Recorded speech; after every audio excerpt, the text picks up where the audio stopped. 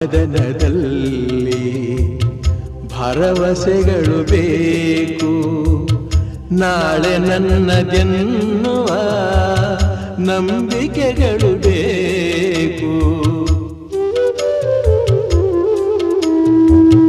ಜೀವರಾಶಿಯಲ್ಲಿ ಮಾನವರಿಗೆ ಆದ್ಯತೆ, ನಾವೇ ಮೂಢರಾದರೆ ಜ್ಞಾನಕ್ಕೆಲ್ಲಿ ಪೂಜ್ಯತೆ. ಇಲ್ಲಿ ಈಸಬೇಕು, ಇದ್ದು ಜಯಿಸಬೇಕು.